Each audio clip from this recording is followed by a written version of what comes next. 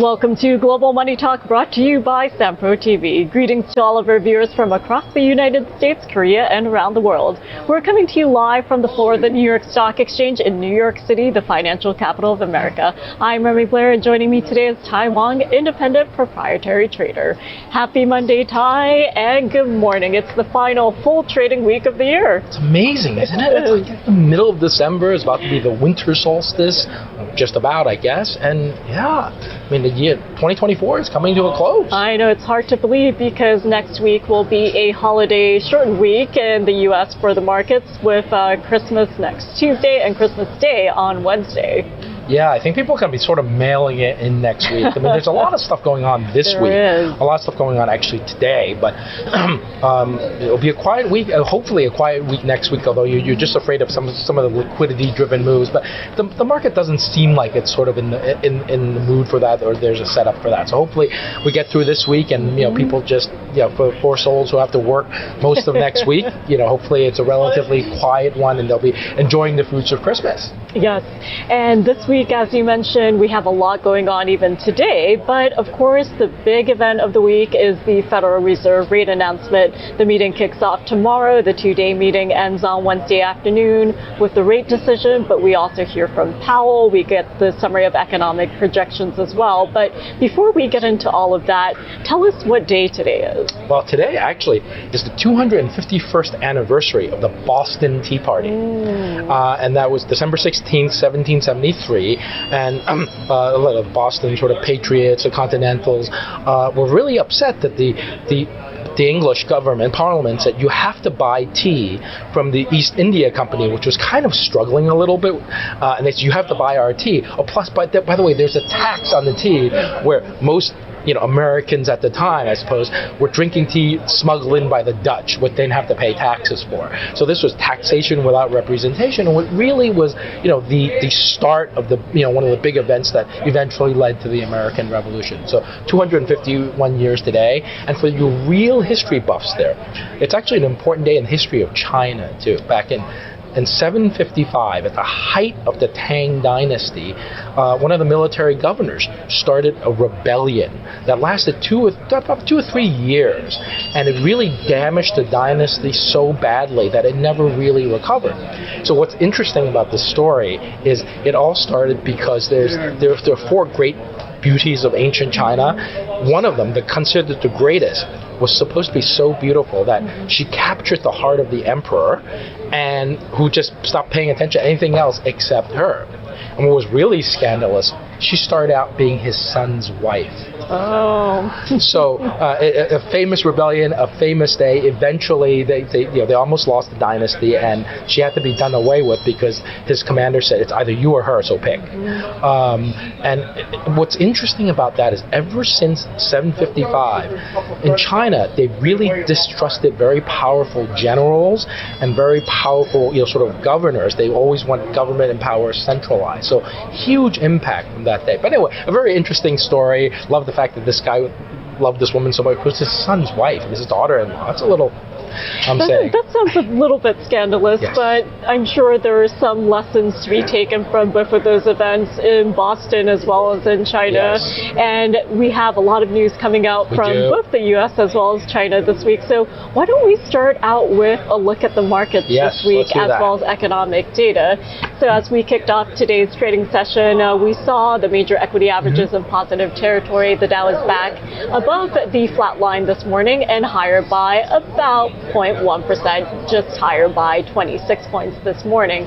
Meanwhile, the Nasdaq Composite Index continues to extend gains and is up by over 160 points, or 0.8%, and is well above that 20,000 level today. And the S&P 500 also higher by 0.4%, well above the 6,000 level. And we got some flash December S&P PMI figures. We saw U.S. service sector data surge higher and coming in at 58.5, but at the same time manufacturing fell below the 50 level at 48.3. So what do you make of that ahead of all of this week's data, including retail sales tomorrow? So it's really interesting that they both of these, the reports cite, the the upcoming concerns about Trump and tariffs. The manufacturers are worried about it. Some of them actually have been stocking up on materials because they're afraid of how much prices could go up for some of their inputs. So they're worried about that, and trade getting suppressed because potential Trump tariffs. But services aren't really so susceptible to that. So they see deregulation, they see a stronger economy, a business-friendly economy. So, the same reason is getting services hyped up, but manufacturing quite weak. And services is a much bigger sector of the economy. So, very interesting dichotomy that they point to the same thing, but they react so differently. And, to your point, in terms of the big moves that we're seeing in the NASDAQ and the S&P, we should mention Broadcom, which galloped 25% on Friday, and is up again today because the CEO, Hock Tan, said, we have massive opportunity for AI. We've got 3 hyperscale customers who, have tons of business and more developing, and is that all it takes to get the stock up 35%? Wow, that's pretty amazing. Unfortunately, I don't think I have any Broadcom in the portfolio, and I might have missed this boat at least. Yeah, as you mentioned, we continue to see the NASDAQ Composite Index outpace the Dow Industrials in terms of gain, and that's a divergence that we've been keeping our eyes on. And as we head into the rest of the week, we'll be watching out, of course, for Wednesday when we get the Fed announcement and summary of economic projections, as well as Powell's comments in the conference. But before that, we get retail sales, and after the Fed rate decision, we get PCE figures as well as personal income and spending. So how do you think this week will play out? So, I remember actually Christopher Waller in that really gem of a speech that he gave. Says we'll be watching retail sales the day before the day before the Fed decision. I can't see how any data is going to impact what they do, and if they did, it would really shock the market, and we would have seen a Nick Timiraeus article over the weekend. We did not see it, so I'm not quite confident that we will get 25 basis points. The question is, I think we had in the September summary of economic projections something like 100 basis points of cuts in 2025. The question, I think, is it'll probably be reduced, but will it be 75 or 50? If it goes down to 50, I think the market actually could panic a little bit. But I don't think that's how the Fed moves. That's how the Fed rolls. I think they're going to not make any assumptions until they actually see the policy, and they haven't seen it yet. And Powell has said that, and it sort of makes a lot of sense. So I think it might be dialed back to maybe 75 basis points, but I don't expect something too dramatic out of the summary of economic projections. We may have to wait for March for that. So I think it's going to be not too many surprises. People are going to parse the thought pot for whatever they can parse it for in the commentary. And I think it'll be relatively well received. And the market may rally a bit on it. That they see rate cuts. Well, you know what? I don't know how much the market will change because this has been so expected. But I expect sort of a stately reaction overall to the decision, unless Powell has something interesting to say. And if we take a step back and look at where we were this time last year and the beginning of this year, there were so many expectations for rate cuts from the Federal Reserve, and the first rate decision we got was a 50 basis point cut, and it did not come until much later in the year. Right. I mean, people were talking about 6 or 8 cuts. So, it goes back to the aphorism that I love so much. It's hard to make predictions, especially about the future. Yeah, right? Absolutely. So we don't know where it's going to be. Maybe 3. Yeah, I think 2 to 4 cuts probably about right. But it depends on how inflation goes. That's why the PCE data later this week will be important for as we move forward. But it won't be important. It won't be important right now. And I would say that the Trueflation figures, which is a real-time measure of inflation, is above 3%. And that's come up in a straight line from around September when it was around 2 or maybe even just a little below. So some of that I think will eventually play out because I think that's actually a pretty good figure. And one thing that I thought about was our conversation we had earlier in the autumn about the price of eggs, because yet once again, eggs are pricey, and that was highlighted in the inflation report last week. So. As a matter of fact, I went to Costco Friday afternoon to pick up a few things, and the 2 dozen eggs that are normally $4.99 were $5.99. Oh, that's a considerable $1. That's a 20% move in eggs. I mean, it's just one thing, but it was enough to like move the CPI a little bit, because Costco usually keeps its margins pretty tight in terms of 13-14% above their costs. They moved it $1. That's a 20% move. One commodity, but a big move in eggs. So I actually went for the organic eggs, because the difference between the regular and the organic, was less. So I said, I'll go with the organic eggs, which taste better. And so we cook with the regular eggs, and sometimes we make something with a ramen egg or something that you want to taste the yolk. Then you go with the organic eggs. Oh, interesting. Well, that is something that we'll continue to keep our eyes on here in the U.S. And shifting our focus over to China, so consumption in China unexpectedly slowing as stimulus fades, and we got some economic data overnight, including retail sales, which rose 3% in November, which was the slowest pace in 3 months, but industrial production rising 5.4% in the latest month. So all of this economic data comes as policymakers vow to boost consumer spending. So what's going on here in terms of the reality on the ground? So retail sales, at 3% versus 4.6% was actually, the internals were kind of awful. Every sector just was worse than expected. So it just basically says that the consumer is just worried. They don't want to spend. The other thing they had about home prices, and industrial production was good, but their home prices in their 70 cities went to decline the least in the last 3 months, but still declined. So it's sort of less worse, but still bad. Yeah. So this is a problem for them, and the markets are unimpressed. The markets were down late last week, and they were down again overnight. The Asian markets, the Chinese markets, it's not a lot, but certainly no confidence in we're really going to spend. Part of it is you're getting a sense where that the leadership may not be hearing the things that they want to hear, because if you say something that the leadership doesn't like in public, you're sort of silent. So it goes back to the old joke about this, in the old days of the Soviet Union. In the Soviet Union, we have freedom of speech.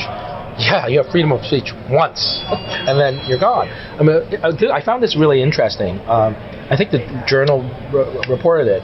Gao Shanwen, who was the chief economist of a state-owned brokerage, SDIC Securities, famously said a couple of weeks ago that his economic data was showing him that there are vibrant old people, lifeless young people, and hopeless middle-aged people.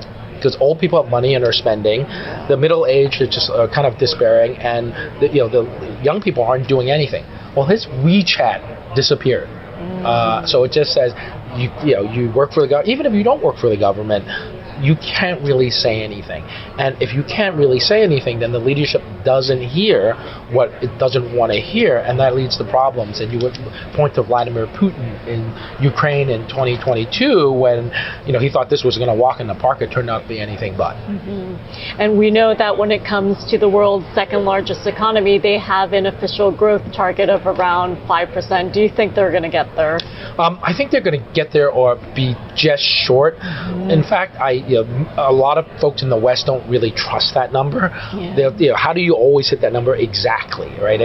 They almost hit their targets exactly, and it's actually too accurate for people to think that it's real. We don't know what the real number is, but certainly wherever the economy is now is insufficient to keep everybody employed. And Freedom House came out with they compile a monthly report, not official because nothing official really comes out of China, but the unrest and the labor protests have spiked sharply over the past 2 months, and censors really keep those out of the public view, so they're really careful about writing them down or recording them as they see them, and they don't really get reported. But there's certainly the economy isn't growing nearly enough to keep people happy.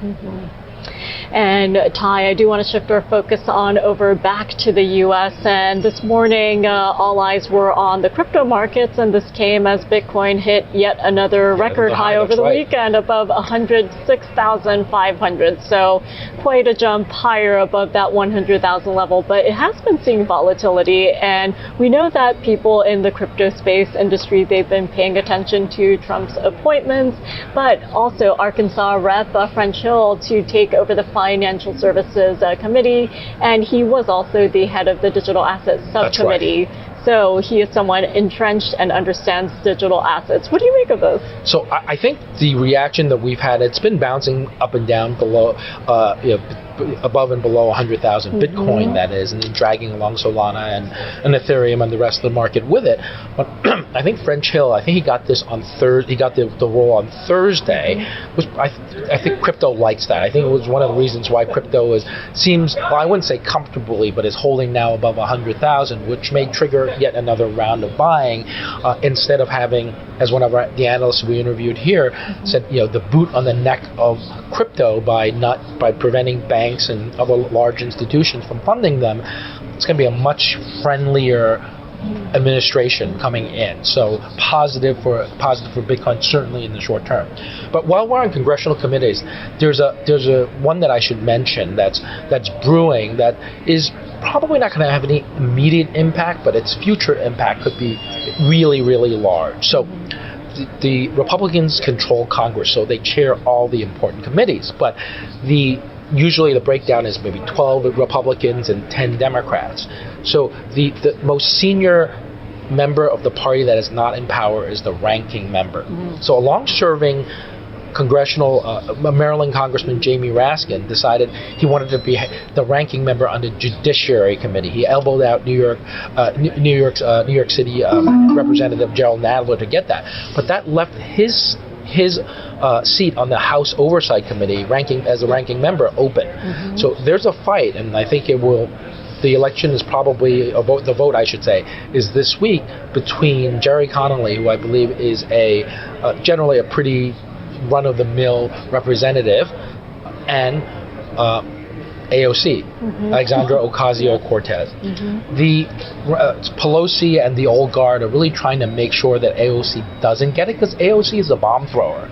And they figure, especially given the whipping that they got in this last election, we need fewer bomb throwers. I think they're going to hold the line and get Connolly elected.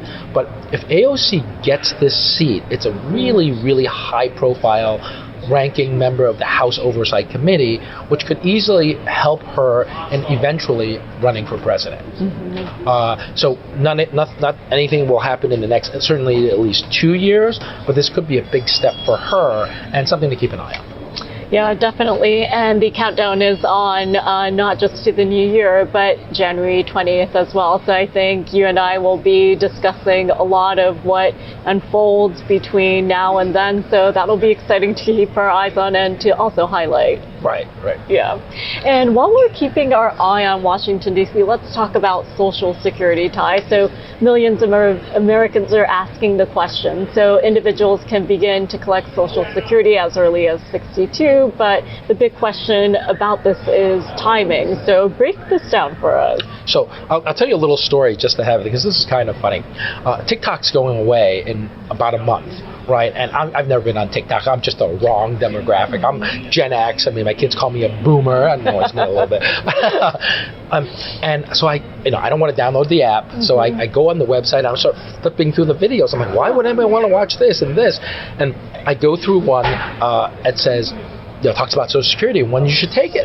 And my daughter's, this is so boring. I'm like, no, I want to see this. And we watch this, and I'm like, honey, we have to have the talk. And it's not that talk. I had that talk with her a couple of years ago, but it was a talk about discounting and why if you get Social Security early, you get much less than if you take it later. So that sort of inspired me to want to talk about it today because there's one point, and we'll get to it in just a couple of minutes, why it's really important to think about it. So let's have graphic 1, and that's what you need to think about when you're looking at Social Security. So what age should you start to take it? You can take it any time between the ages of 62 and after. You would never take it after the age of 70 because then you don't get any bigger checks. But between 62 and 70, there's a big difference. If you take it at 62 instead of your full retirement age, which is people my generation is 67, you're getting something like 30% less per paycheck permanently. But if you wait till 70, you get 24% more per paycheck than if you were at 67. So there are a lot of things to think about, and actually relatively complicated. So what age should you start taking Social Security? Well, first, do you need the money? If you need the money, you should take it. Another thing to think about is, are you still working until full retirement age? If you're working at above $22,300 in income, they basically take away $1 for every dollar you earn. So if you're still working, you don't want to take it until your full retirement age, in which case you can make whatever. It's still taxable, but they won't take it away. And then I'll come back to 3 in a second. Number 4, did your spouse work? Because your spouse is actually entitled to 50% of your benefit or 100% of your spouse's benefit, whichever is higher. So let's go back to life expectancy, number 3.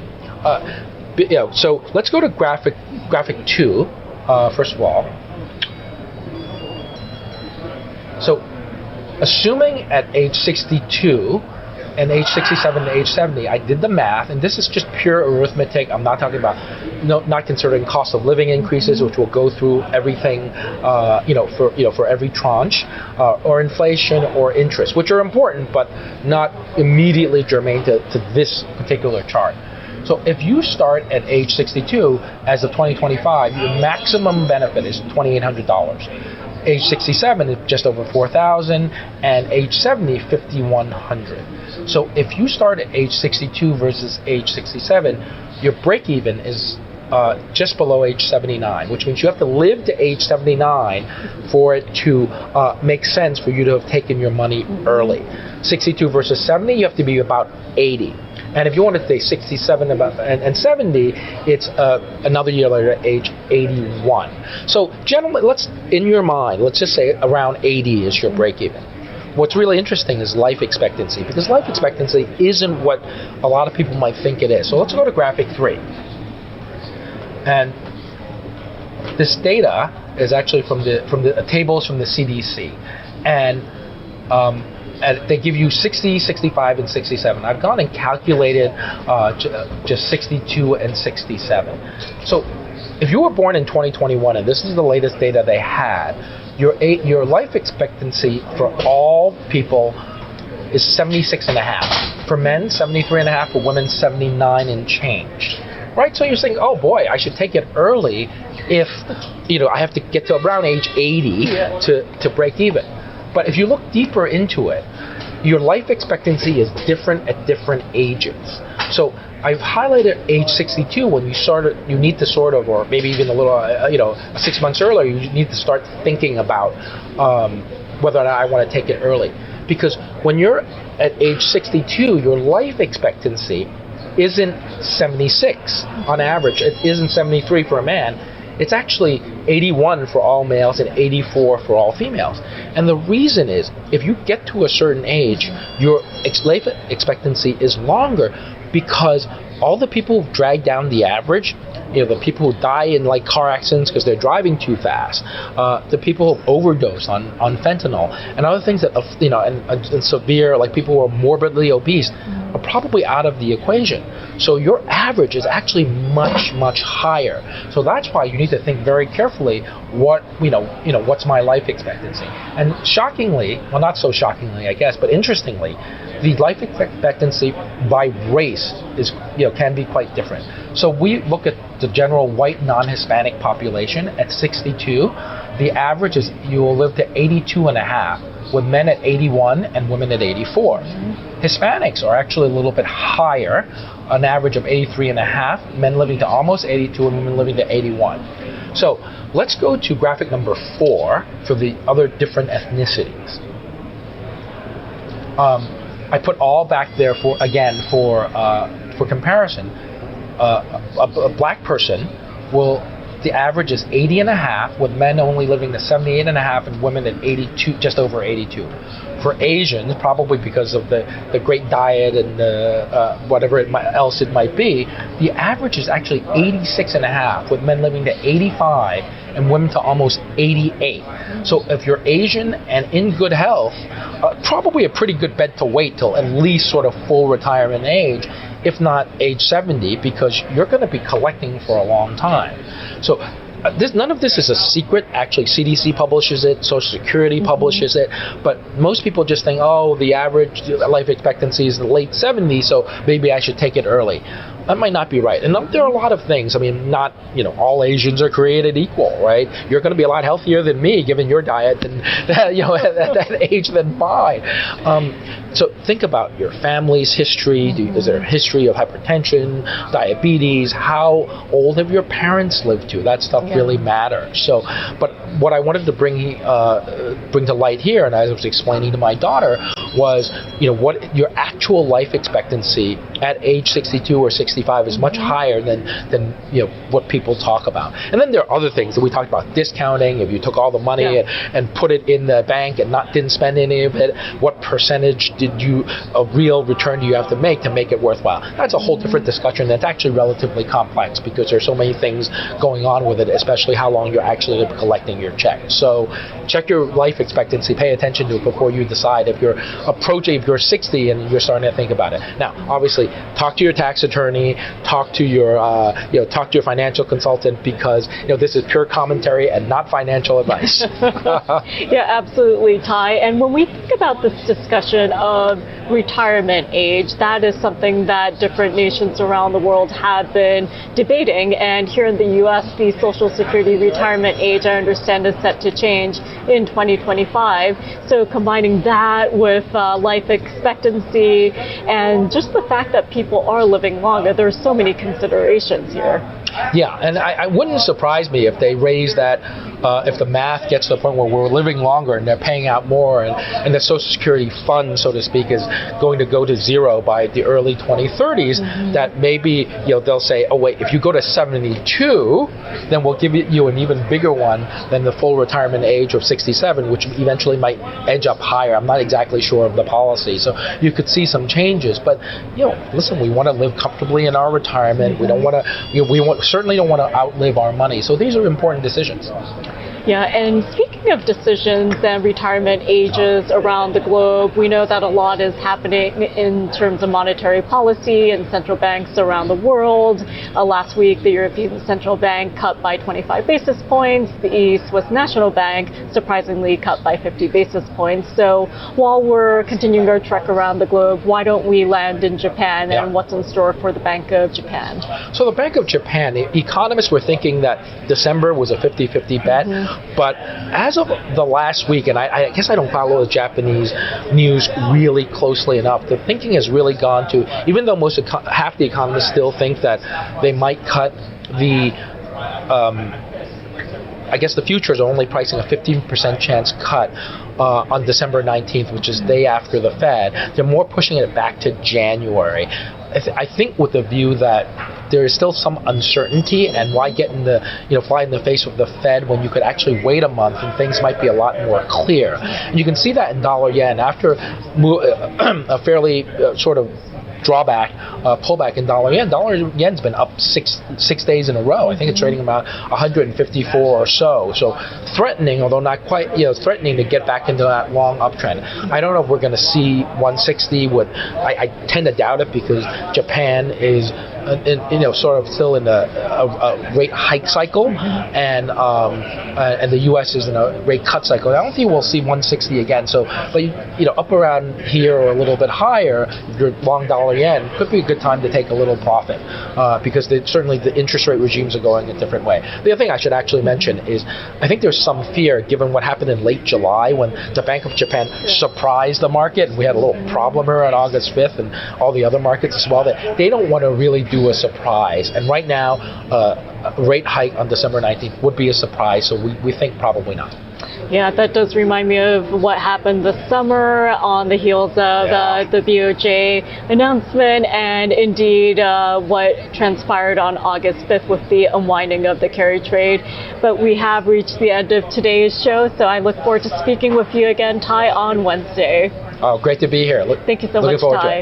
And that will do it again for Global Money Talk live from the New York Stock Exchange. We're so excited to bring you daily coverage here on StamPro TV. You can check out the show anytime on our YouTube channel by searching Global Money Talk. Thank you so much for joining us. Tai and I will be back here on Wednesday, and 3Pro will be back tomorrow. Have a great day.